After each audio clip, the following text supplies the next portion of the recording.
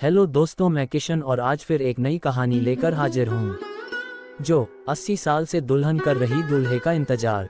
दुनिया में जितनी खुशियाँ हैं उतना ही गम भी है, लेकिन कहते हैं सबसे बड़ा गम होता है इंसान के दिल के टूट जाने का गम। साल 1927 में कुछ ऐसा ही एरिज़ोना में प्रेस्कॉट के एक होटल में हुआ था, जब एक तन्हा दिल टूटा था। उस टूटे दिल की तड़प आज भी इस होटल को अपने आंसुओं से भिगोए हुए है। इस दर्द भरी कहानी को जानकर आप भी सहम जाएंगे। फेथ समर्स नाम की एक नई नवेली दुल्हन अपने पति के साथ हनीमून मनाने के लिए इस होटल के कमरा नंबर 426 में रहने आई थी।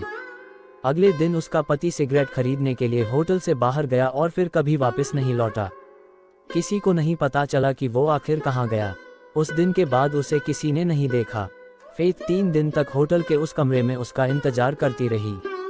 इसके बाद जब उसकी तकलीफ ने सारी हदें पार कर ली तो फेथ ने फांसी लगाकर अपनी जान ले ली।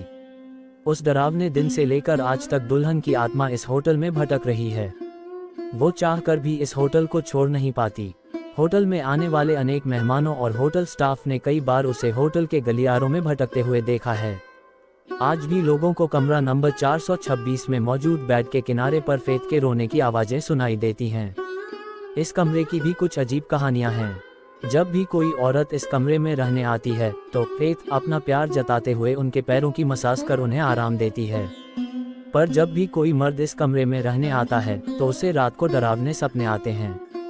कुछ दिनों पहले इस कमरे में एक लड़का ठहरा था। रात को जब वो सो रहा था तो उसे कमरे में किसी के होने का एहसास हुआ, लेकिन वहाँ कोई नहीं था। तभी उसे लगा जैसे किसी ने उसे पास आकर गले लगाया। यहाँ अक्सर बाथरूम में रात को जो टूथब्रश रखे होते हैं वो सुबह गायब मिलते हैं। कैसी लगी कहानी? अच्छी लगी हो तो चैनल को सब्सक्राइब शेयर जरूर करें। धन्यवाद।